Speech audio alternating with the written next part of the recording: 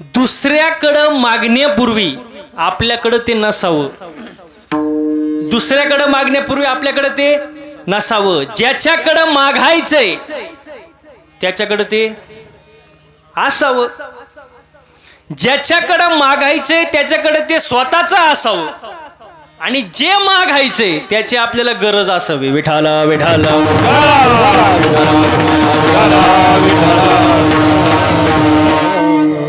मागच्या अभंगामध्ये तुकोबाराने देव म्हणतात काहीतरी मागा.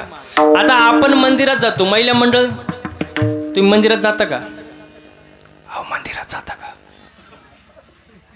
अहो जाता का नाही? काय मागता देवाकडं? काय मागता? सुखी काय? सुखी भेळ? अहो काय मागता? सुखी ठेव. कोणाला? देवाला? कोणाला? मला. बाकीच्यांना? म्हणजे आपण जे मागतो ते कोणासाठी? स्वतःसाठी. पण संत जे मागतात ते समाजासाठी. जगाच्या कल्याणा संताचे होते देह कष्टवेती परोपकारी. आपलं मागणं काय? मला दे, सुख मला, संपत्ती मला, ऐश्वर्य मला, बायको मला, मुलं सगळं मला. बाकीच्यांचं काय? दुसऱ्याची दाढी जळाली तरी चालल, पण त्याच्यावर आपली बिडी पेटली पाहिजे. हो, सगळ्यांचं भलं कर, पण सुरुवात माझ्यापासून कर. आपण स्वार्थी महाराज. हो बघा, मागतो तो भक्त, मागत नाही तो वारकरी, आणि देव देतो पण घेत नाही ते संत महाराज. मागतो तो भक्त, देवा मी पिठाचं पाणी प्यावं, आज मी खरं दूध पिलोय, मला दूध दे. मागणारा कोण होता? कोण होता? उपमन्यू. शिराचा सागरू उपमन्यू. हो, भक्त मागतो महाराज देवाकडं. हो, देवा मला अशी जागा दे की त्या जागेवरून मला कोणी ढकलू शकत नाही. मागणारा कोण होता? ध्रुव बाळ होता महाराज. मागतो तो भक्त, मागत नाही तो वारकरी. वारकरी समाधानी असतो महाराज, तो काय मागत नाही. आणि देव देतो पण घेत नाही ते संत. मग तुमचा पहिला प्रश्न डोक्यात आला असेल की देव देतो पण घेत नाही हे जर संत असतील तर तुकोबारायांचा मागणीपर प्रकरणातील अभंग कसा? तुकोबाराय देवाकडे कसं काय मागतात? मग तुम्हाला मी पहिलंच सांगितलं, आपलं मागणं म्हणजे स्वतःकरिता. संत स्वतःसाठी मागत नाही, समाजासाठी मागतात महाराज. हो बघा, नामदेवरायांचं मागणं आहे, अकल्प आयुष्य वावे तया कुळा, माझिया सखळा हरीच्या दासा. माझ्या हरीच्या दासाच्या कुळाला उदंड आयुष्य लाभू दे, मला नको. हे कोण मागते? नामदेवराय. हो, समाजासाठी महाराज. एकनाथ महाराजांचं मागणं बघा, प्रेम सुख दे, प्रेम सुख दे,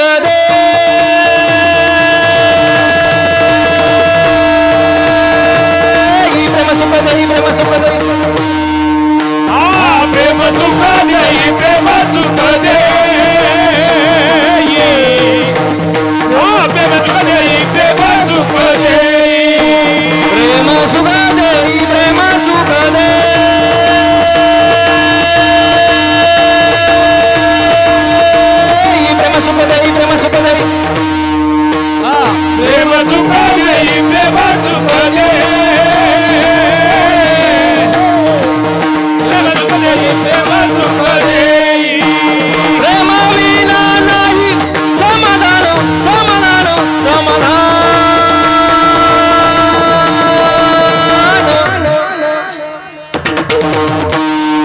प्रेम सुख दे, प्रेम सुख दे,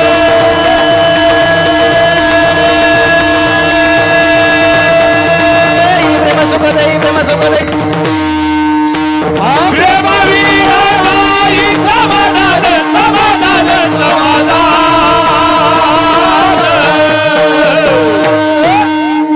प्रेम सुख दे, प्रेम सुख दे,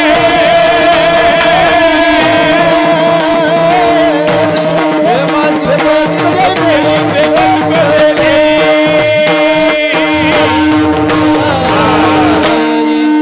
लय प्रेम झालं महाराज मंडळी. प्रेम सुख दे, प्रेम सुख दे, प्रेमा विन नाही समाधान. म्हणजे संतांचं मागणं समाजाकरिता, आपलं मागणं स्वतःकरिता महाराज. आपलं मागणं वेगळं, संतांचं मागणं वेगळं महाराज. हो, मागणाऱ्यात प्रकार आहेत महाराज. आपण देवाकडे जातो स्वतःसाठी मागतो, समाजासाठी मागतो का? नाही. इथं बसलेल्यापैकी अशी कोण आहे बाबा जिला वाटतं माझ्या शेजारणीचं कल्याण व्हावं? तिने हात वर करा.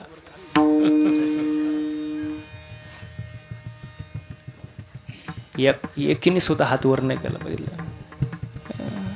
माणूस स्वार्थी आहे, स्वतःसाठी विचार करणार, समाजासाठी नाही. कारण माणसाचं मन आजकाल समाधानी नाही. दुसऱ्याचं चांगलं व्हावं असं आपल्या मनाला सध्या वाटत नाही. वाटत नाही महाराज. आपण संतांच्या जागेवर जाऊ शकत नाही. संतांचं सगळं उदार अंतकरणाचं महाराज, सगळं समाजासाठी, स्वतःसाठी एक सुद्धा गोष्ट नाही महाराज. हो. मग आजच्या अभंगामध्ये तुकोबारायांना देव म्हणाले की काहीतरी मागा, काहीतरी पण मागा. मग तुकोबाराय म्हणले तू सारखं तगादा लावलाय, काहीतरी मागा, काहीतरी मागा, काहीतरी मागा. एकतर मला नकोच, मी समाधानी, मला काहीच नको. 6 जन्मात मी काही मागितलं नाही, आता कशाला मागेल? पण जर तू सारखा तगादा लावलायस, जर सारखाच म्हणतो काहीतरी मागा, जर तुला द्यायचंच असेल तर एकच दे. काय दे? अभंगाचं पहिलं चरण.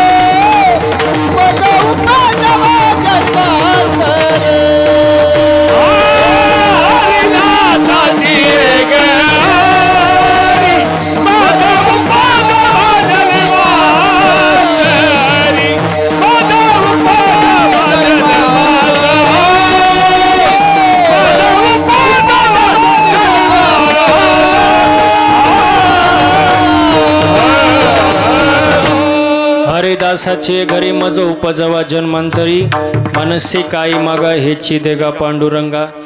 ओ तुकोबराय म्हणले सारखाच म्हणतोय काहीतरी माग, मग एक कर, एकच दे. काय दे? हरिदासाची घरी मज उपजवा जन्मांतरी. मला हरिदासाच्या घरी जन्माला घाल, दुसरं काही देऊ नको. आणि एक जन्म नाही, मज उपजवा जन्मांतरी. जन्मांतरी अनेक जन्म दे, पण कोणाच्या घरी दे? हरिदासाच्या घरी दे, दुसरं काही नको महाराज. आता आपण जर असतो तुकोबारायांच्या ठिकाणी काय मागितलं असतं? समजा जन्मच पाहिजे, कोणाच्या घरी मागितलं असतं? हरिदासाच्या, एखाद्या बिल्डरच्या घरी,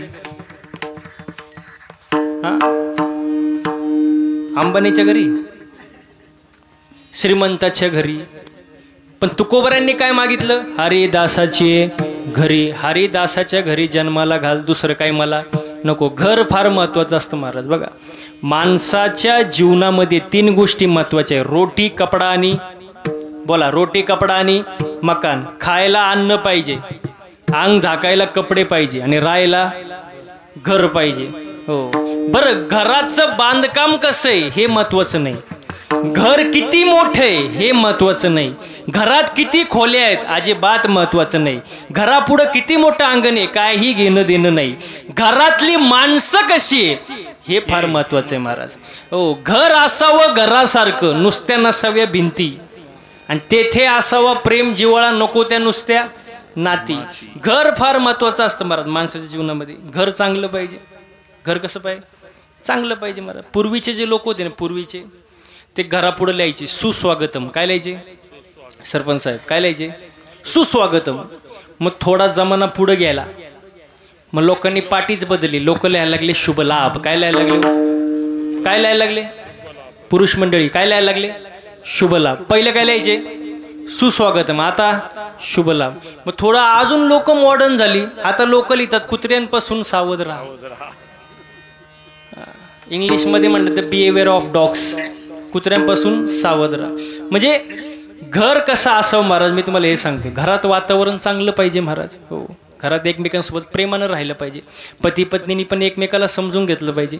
कारण पती पत्नी म्हणजे मोटरसायकल, पुढचं चाक म्हणजे पती, मागचं पत्नी, पुढचं नवरा, मागचं म्हणा ना बायको. पण मागचं चाक थोडं भाव खातं, कारण मागच्या चाकाला असं वाटतं सरपंच साहेब, मागच्या चाकाला असं वाटतं चैन कुठल्या चाकाला आहे? मागच्या.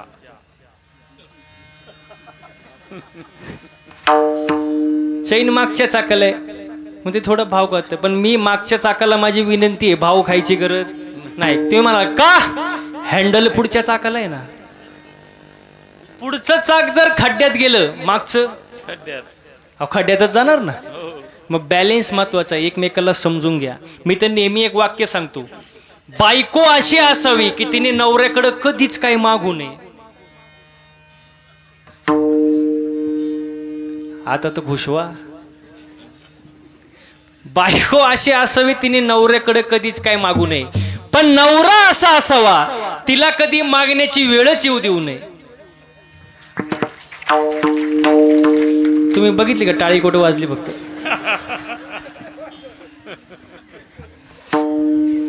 मी पहिलेच सांगितलं बॅलेन्स महत्वाचं आहे. आणि कीर्तनाला सुरुवात करण्या अगोदर एक सूचना द्यायची राहिली, ते आता आठवली. टाळी वाजू वाटली तरच वाजवायची, वाजूच वाटली तर वाजवायची. पण जर वाजवलीच तर 2 किलोमीटर आवाज गेला पाहिजे. उगाच 10 रुपयाला एक टाळी यासारखं वाजवायचं नाही, जरा मनापासून वाजवायची. कशी वाजवायची? असं जरा मनापासून जरा, आणि ह्याच मापात राहा शेवटपर्यंत, मग कीर्तन समजेल. विठाला विठाला.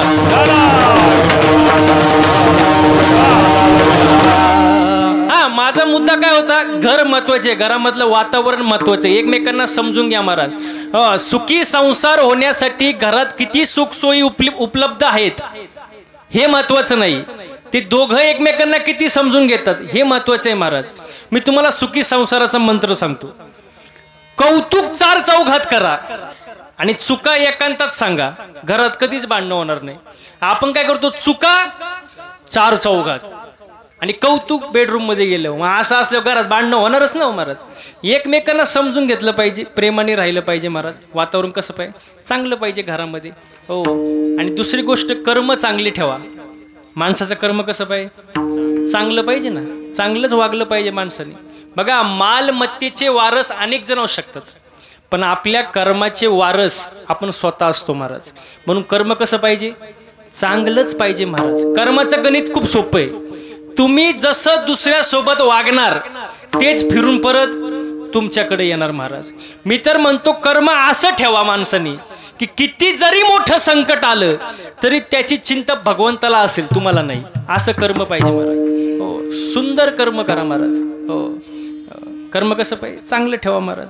हो, कारण कर्म आपल्या हातात नाही, आपल्या हातात आहे. प्रारब्ध आपल्या हातात नाही, पण कर्म आपल्या हातात आहे. म्हणून माणसाने कर्म चांगलं केलं पाहिजे महाराज. संगत चांगली ठेवली पाहिजे. आपल्याला सल्ले देणारे कोण आहेत हे जरा बारकाईने तपासा. सल्ले देणारे आपल्या मागे जे सल्लागार असतात ना ते जरा तपासा महाराज. बघा दुर्योधन सुद्धा पराक्रमी होता का नाही? दुर्योधन सुद्धा पराक्रमी होता, पण विजय कोणाचा झाला? अर्जुनाचा झाला. का? दुर्योधन सल्ले घेत होता शकुनी मामाचं. दुर्योधनाचा सल्लागार कोण होता? शकुनी मामा. आणि अर्जुन सल्ला घेत होता भगवान श्रीकृष्णाचे महाराज.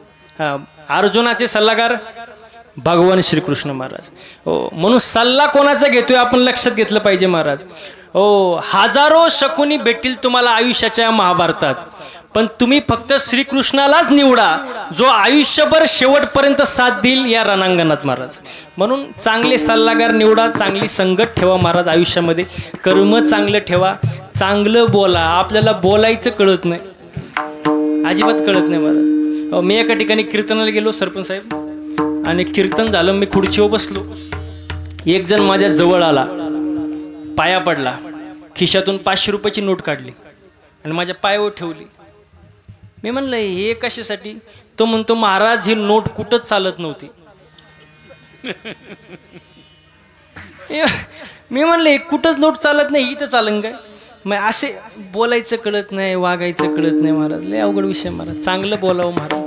मी एकदा कीर्तनात बोलून गेलो, जसं पेराल तसं उगवल, जसं पेराल तसं प्रमाणे ना. शुद्ध बीजा पोटी आणि फळे रसाळ गोमटी. आता मी म्हटलं जसं पेराल तसं उगवल. कीर्तन झालं, मी बसलो, एक जण माझ्या जवळ आला, मला म्हणला महाराज तुम्ही बोललेच का? म्हणलं काय बोललो? तो म्हणतो जसं पेराल तसं उगवल. म्हटलं बरोबरच ते, काय चुकीचं आहे? तो म्हणतो साप चुकीचं आहे. म्हणलं झालं काय? तो म्हणला महाराज शेंगदाणा पेरला, टरफला आलो कुठून? जसं पेराल तसं. अहो माझी अकलच बंद झाली. म्हटलं करावं तरी काय? अरे मी म्हटलं ते टरफलाच्या आत शेंगदाणा आहे ना? तो म्हणतो नाही नाही नाही नाही, जे पेराल तर काय बोलावा. पण मी पण हुशार महाराज. मी त्याला म्हणलं तुला उत्तर पाहिजे ना, फुकट देणार नाही, अजिबात नाही. घरी चहा प्यायला ने. तो म्हणतो ठीक आहे महाराज. गेलो त्याच्या घरी चहा प्यायला. त्याला म्हणलं फक्त चहा आणि बाकी काय आणू नको. तो कपात चहा घेऊन आला. म्हणलं फक्त चहा, कप नको. तो म्हणला महाराज फक्त चहाच आणलाय, खारी टोस बटर नाही, फक्त चहा. अरे म्हणलं फक्त चहा, कप नको. तो म्हणला महाराज कपाशिवाय कुठे चहा असतो का? म्हणलं बावळा टमाटर फल्याशिवाय कुठे शेंगदाणा आहे? तो म्हणतो महाराज तुमच्या कुठं नादी लागतं. म्हणलं तुला पहिली अक्कल नव्हती का? म्हणलं असे लोक असतात महाराज, लय अवघड महाराज. कसं बोलावं कसं वागावं अजिबात कळत नाही महाराज. म्हणून मी नेहमी सांगतो परमार्थ करत असताना माणसाचं चालणं बोलणं राहणं उठणं बसणं वागण्यात बदल झाला पाहिजे महाराज. आणि हा जो बदल आहे तो कुठं होऊ शकतो महाराज? चांगल्या संगतीत. आणि चांगली संगत कुठं असतं? हरिदासाची घरी मज उपजवा जन्मांतरी. हो, देव म्हणाले काहीतरी मागा. तुकोबरे म्हणले द्यायचंच असेल तर मला हरिदासाच्या घरी जन्माला घाल. आणि एक जन्म नाही उपजवा जन्मांतरी, अनेक जन्म घाल. सारखं म्हणतो ना काहीतरी मागा, मग हेच दे. अभंगाचं दुसरं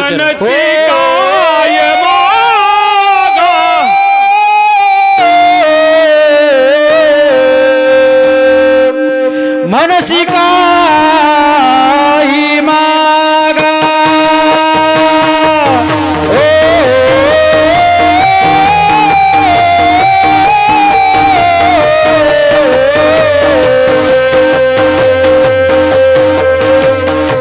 मनसी काही मागा.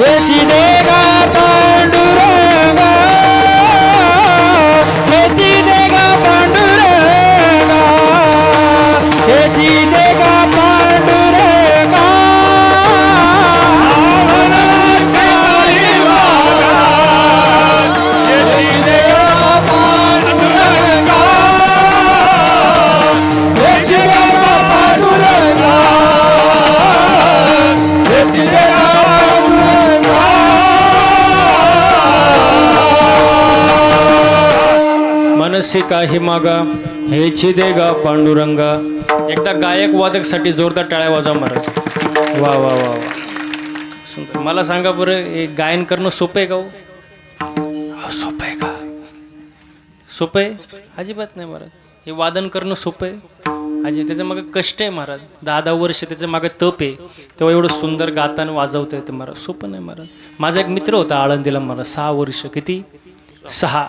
फक्त धोतरच नेसायला शिकला, दुसरं काही येत नाही त्याला. अजून नाही गायन येत नाही, वादन येत नाही, काही येत नाही महाराज. सोपं नाही महाराज. बरं जाऊ दे, कीर्तन करणं सोपं आहे का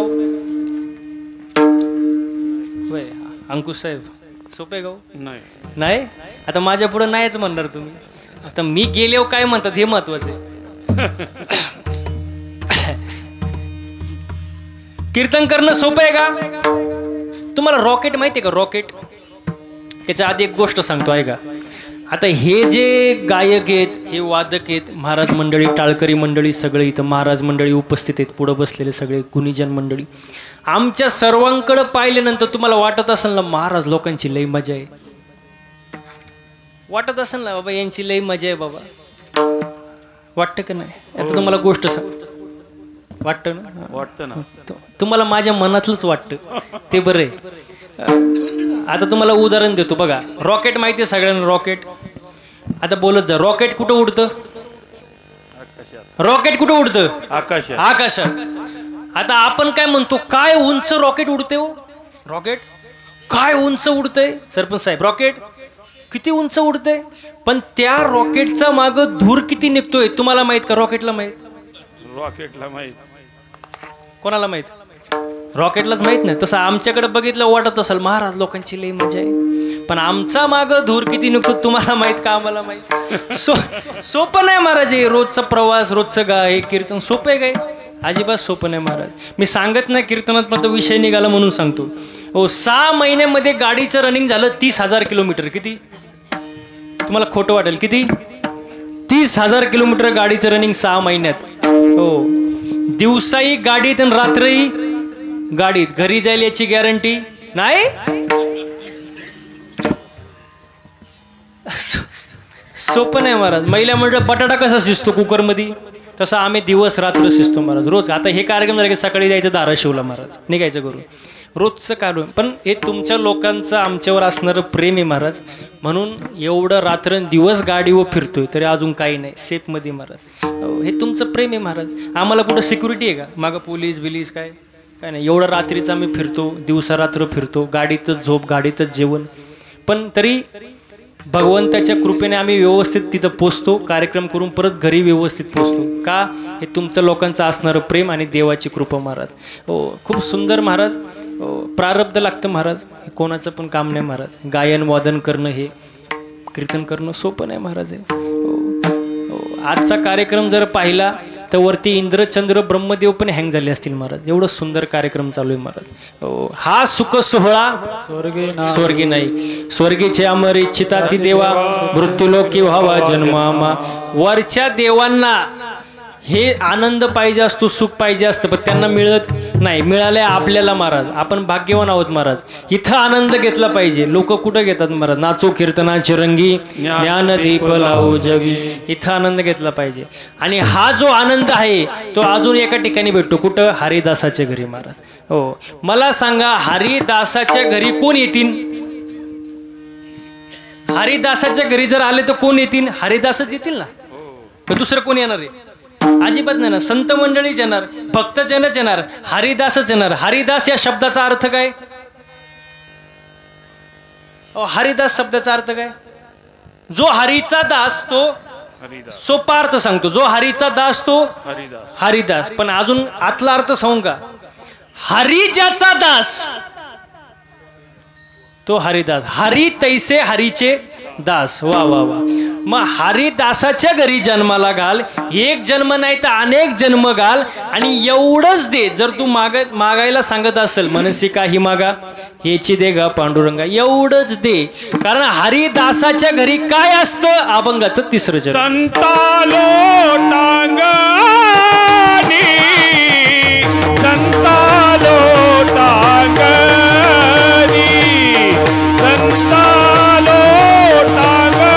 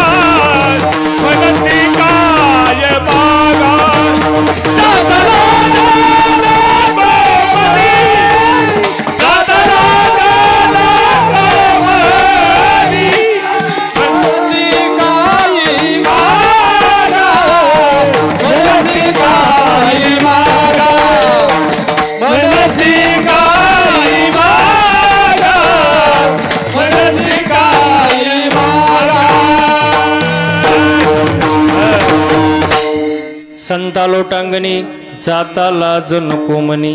हो, हरिदासाच्या घरी संत आल्यानंतर त्यांची सेवा करण्यासाठी, त्यांच्या समोर लोटांगण घालण्यासाठी माझ्या मनात लाज येऊ देऊ नको. एक प्रमाणे बघा, लाज भय शंका दुराविला मान नकळे साधन या परता. हो, म्हणजे लाज येऊ देऊ नको हे तुकोबाराय मागतात. बघा तुकोबारायांचं मागणं कसं आहे, आपलं मागणं कसं आहे. आपलं मागण्यातलं फरक महाराज.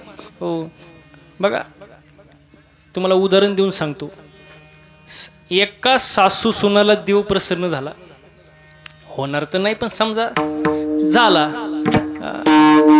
आणि देवानी अट घातली. अट, सून जे मागल त्याच्या डबल सासूला. म्हणजे समजा सुननी मागितलं 1 तोळं सोनं, सासूला किती हो? 2. म्हणजे समजलं तुम्हाला. सून जे मागन त्याच्या डबल सासूला. पण ती सून लई हुशार होती महाराज. सून कुठली होती? पिंपरीचीच होती. आणि पिंपरीच्या सुना कशा? हुशार. काही शंका कोणाला? अजिबात. ती हुशारच ना. ती म्हणली देवा ठीक आहे, मी जे मागन माझे डबल सासूला, कळलं मला, पण किती वेळा मागू शकते मी? किती वर आहे? देव म्हणले 3 वरदान आहे, 3 वेळा तू मागू शकते, फक्त जरा विचार करून माग. पण ती सून कशी? बोला ना, कशी? कुठली होती? पिंपरीची. हा, पिंपरीची होती. ती हुशारच ना. ठरलं महाराज. देव म्हणले माग. ती हुशार सून म्हणली देवा माझं पहिला वरदान असं आहे, पहिला वर असा आहे, मला एका डोळ्याने आंधळी करा.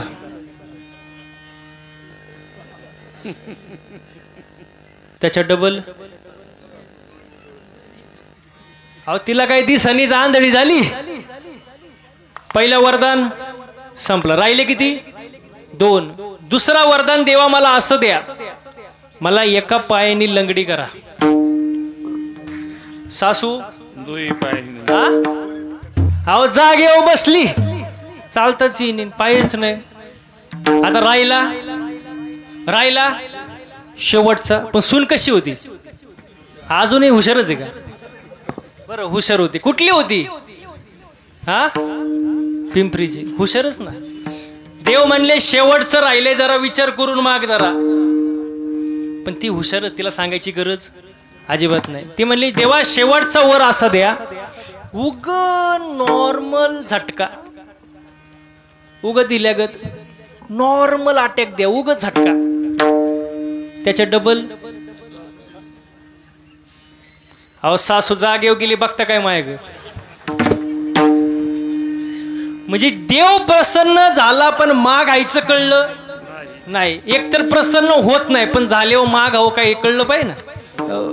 असंच 3 मित्रांना देव प्रसन्न झाला. भगवान शंकर. आता भगवान शंकर कसे आहे? शिव भोळा चक्रवर्ती, त्याचे पाय माझे. सगळ्यात भोळा देव भगवान शंकर. आणि 3 मित्रांना प्रसन्न झालं. ते 3 असे येडेच. भगवान शंकर प्रसन्न झाले. एकाला म्हणले माग, तुला काय पाहिजे? तो म्हणला देवा मला सगळे, मला काय मागायची गरज नाही, पण तू म्हणतोय म्हणून मागतो. म्हणले देव म्हणले माग. तो म्हणला असं करा देवा, चिंचची झाडं 1 कोट, चिंचची झाडं 1 कोट, आणि प्रत्येक पानाला 500ची नोट.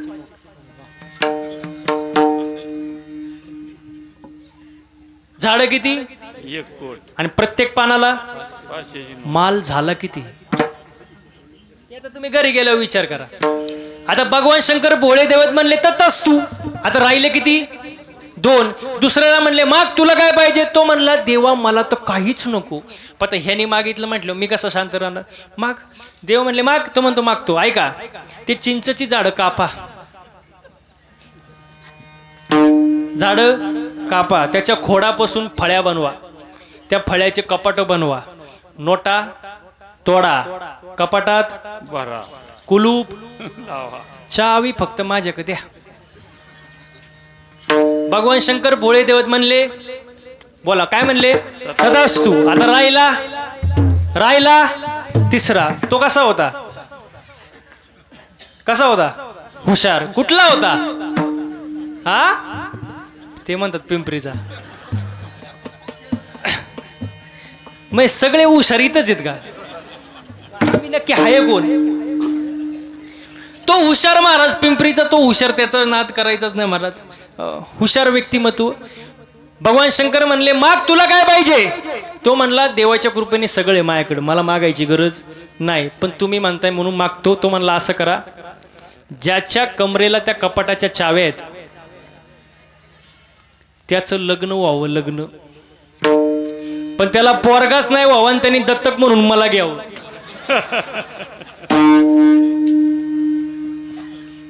दुसऱ्याचं वाटोळं करण्यासाठी केलेलं मागणं काय कामाचं आहे महाराज? देव प्रसन्न झाले पण मागायचं कळलं नाही. मागावं काय हे सुद्धा अक्कल पाहिजे महाराज.